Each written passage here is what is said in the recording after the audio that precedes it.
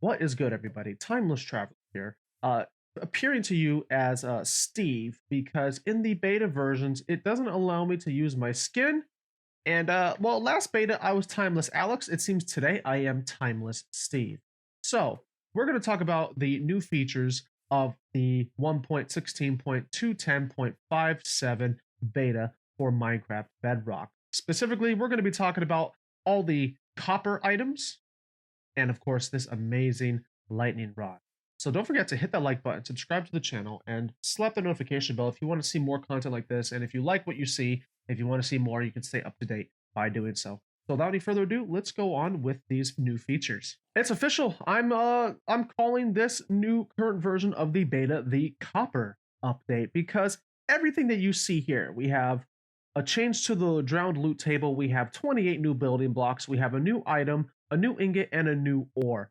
All of them are copper and or copper related or crafted. Hopefully somewhere down the line we may even have copper and maybe a bronze armor type. That would be interesting. But anyway, let's have a brief overview of these new items. So we have ourselves the copper ore, the copper ingot, the lightning rod, and I'm not going to go over the names of every single one of these.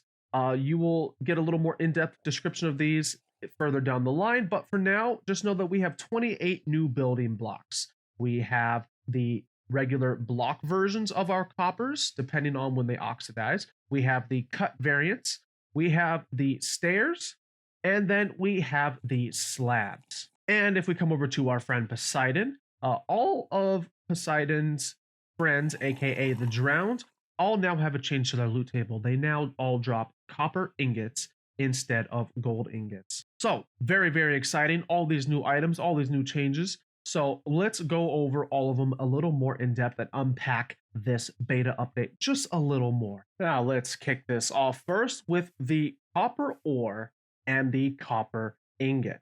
So how do we obtain copper ore? Well, it is very similar to iron, meaning that we will find it in the same rarity as iron, so it's not too hard to obtain, and it will be anywhere from levels 4 up to 63. Once we obtain the copper ore, we can go ahead and smelt it in either a furnace and or a blast furnace. And then from there, we will produce a bucket. That's from the lava bucket. But from that, we will produce the copper ingot. And once you have your copper ingots, you can go ahead and hop into your crafting table, and we're going to create some copper blocks.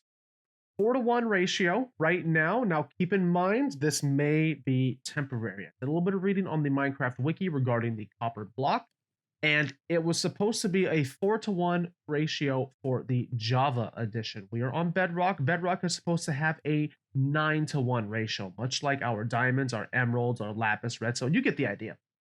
Hopefully they keep the 4-to-1. It would be nice to have that, but given that this is as common as iron, it may be likely that they will change it to the 9-to-1, and it won't be that much of an inconvenience. Simply because if it's as rare as iron, it won't be that hard to obtain. Plus, we have copper farms that we are going to be discussing further down in this video. Once you have your copper blocks, from there, you can go into a crafting table or a stone cutter, and you can create this cut copper block. Different texture, we'll show the blocks in just a moment, but from there, you can take your cut copper block, and if you have enough of them, we're gonna make a couple more. There we go. You can create some stairs, and you can create some slabs. So let's go ahead and see what these look like in block form. Now pay attention to this sound. I'm gonna turn the volume up just a bit because they have a very unique sound for the copper blocks.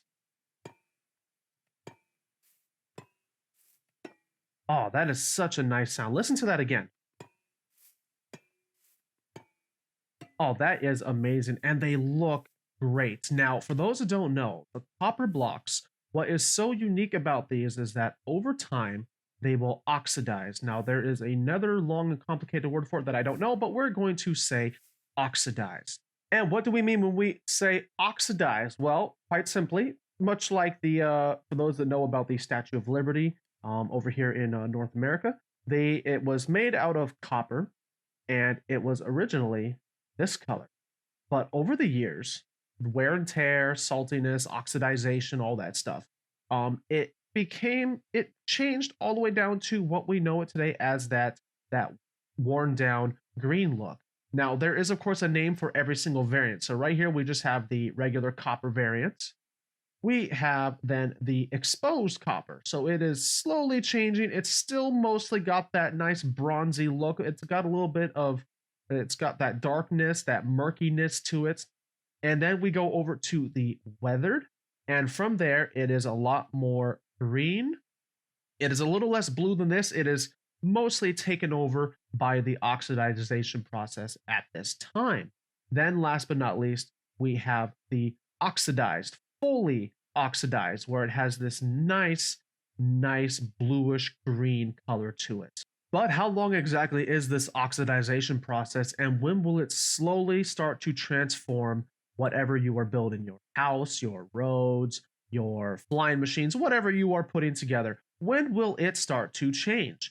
Well, from each variant, so from the regular to the weathered, from the weathered to the exposed, from the exposed to the fully oxidized, each transitional stage will take about 50 to 82 Minecraft days. Now, in real life, that translates to anywhere between about 16 to 27 hours in real time. But, timeless traveler, how do we stop the oxidization process? I don't want my blocks changing after 16 to 27 hours. We have a method called waxing. Yes, that is a new thing that we can do in this current beta. We have 3 ways of waxing a block. Now, what is waxing? So if we take a look here, we have our regular copper, exposed, and weathered block. Yes? And what we're going to do is, I'm just going to show you real quick. These are, in fact, the same exact block. No change in their texture. Still makes that amazing sound. And what we're going to do is we're going to cover it with a coat of wax or honeycomb. And you'll notice in my honeycomb slot, the number goes down. Nothing changes to the texture. It sounds the same, looks the same, feels the same, but it is a separate item. It is waxed. So all the variants can be waxed. And what we can do when it is waxed is that it will never oxidize. It will stay preserved, and you will never have to worry. You will never have to worry about any of your blocks changing their state. And then we have the second way of waxing our blocks, and that is through the crafting table. So if you take a look here, we open this up, and if you look at the recipe, all it is just 1 bit of honeycomb and 1 block, just like if we were to slap it down on the block itself. And we see here, we get the same exact result all through the crafting table. And if we come over here, you'll notice that we have ourselves an array of dispensers with a bit of redstone on them.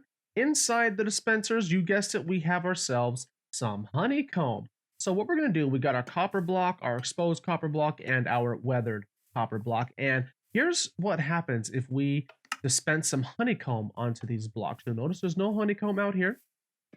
If we go ahead and mine this, you see that it already takes up a separate inventory slot. And look at that, everybody. We got the waxed exposed, and the waxed weathered from the dispenser. So now let's discuss the change to the drowned loot table. So now instead of dropping gold ingots, they will now drop copper ingots. But in what ways can a drown die that will allow us to farm copper ingots? This question is important because some mobs don't drop specific loot if they simply die from fall damage. And then we would have to farm them manually or farm them with a trident killer that is attached to a player after they have thrown it. So it counts as a player kill. So what ways can we collect copper ingots from the methods of killing? Let's go ahead and let's try fall damage. So now we have nothing in here. This command is going to spam the top of that with drowned, and they're going to die as they hit the hoppers. Let's go ahead and take a look here. And this is very satisfying. And I'd say about 100 round have passed so far. Let's go ahead and take a look at the loot. So far it looks like we have just rotten flesh and the Nautilus shell. Let's go ahead and speed this up just a bit.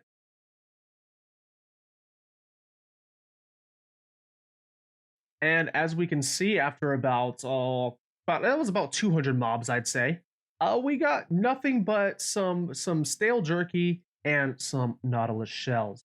So it doesn't look like that we will be making any sort of copper farm yet by having our drowns take fall damage. Let's go ahead and try out the Trident Killer. Now, just so we know, I have about 4 tridents in there with Impaling 5. We're using the Water Trident Killer. Just to kind of kill them a little quicker because we have Impaling 5. Same exact command, except it's going to spawn them right here instead of over there. So we're going to go ahead, we're going to turn on our Trident Killer. Let me adjust the volume real quick for you. Good? Everyone all right? Okay. Now let's go ahead and do the same thing. There's nothing in this chest. We're going to go ahead and spam this. Let them get ground up. Now the babies, unfortunately, are going to fall through. That's okay. We're going to... And then I'm starting to get some frames hit. We're gonna turn that off. Oh, okay, yeah, it's a lot of XP. It's okay. We're gonna get that XP real quick, just like that. And see, we already have some copper. I'm just gonna put that in here, and let's take a look at how quick this fills up.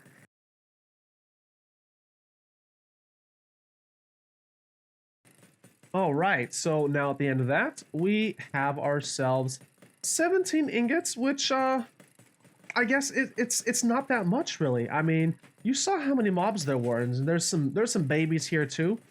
But I mean, we had about 200 mobs, roughly so, about 100 or so. That's not a lot of copper ingots. So hopefully we're going to find some more efficient ways of farming copper instead of just the old mining method. There's going to be at one point. So don't worry. While this doesn't produce a lot of copper right now, we will have all sorts of copper farms further down the line, maybe within the next beta updates or with the full release comes out. And now last but definitely not least, we have the lightning rod. And to make this lightning rod, we only need 3 copper ingots. So I'm going to place this right here. Now the way the lightning rod works is that there's a few different things that we're going to do with this. So the first one is we're going to talk about the range in which it can work. So it will pull lightning from a 64 block radius from wherever this lightning rod is. So if we build anything within a 64, from here to 64 blocks out in all directions, will be lightning proof. Anything you want to build with, say, wool or wood or anything that can break with lightning or get destroyed by lightning, within that 64 block radius, it will be protected here. If we're to visualize just how far a 64 range is, so from here, we're going to summon a lightning bolt 64 blocks out, right about there. So that distance all the way around this lightning rod. So we're going to show 2 things at once. So the first thing is that when it's hit with a channeling trident, it will actually summon a lightning bolt to the lightning rod. A second thing that we're going to show is that when this is struck by lightning, it will also output a max signal strength of 15. So we're going to see lightning strike from me throwing the trident with channeling. We're also going to see that redstone lamp light up. Now let's see, will it work in the daytime? I'm not sure if I hit it. Okay, that was a definite hit, so we have to, in fact, have a thunderstorm for that to work. Which is no problem. We'll just whip out the thunderstorm real quick, and we will just do the same thing. So there we go. You want to see it again?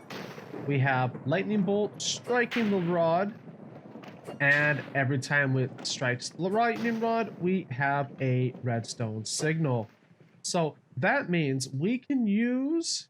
Not only can we activate a lightning rod with a trident, but we can also use a lightning rod as well as lightning as a source of input for a redstone circuit. And of course, for those that have been watching my channel long enough know that I really do love a good creeper farm. I am obsessed with finding some of the best creeper farms that not just harvest their gunpowder, but I want a really powerful creeper farm that can also create charge creepers and send them off. Now, I recently uploaded a new creeper farm. You can take a look at that if you want. It is inspired by various creators. Be sure to check them out as well. It's all in that video. But creeper farms.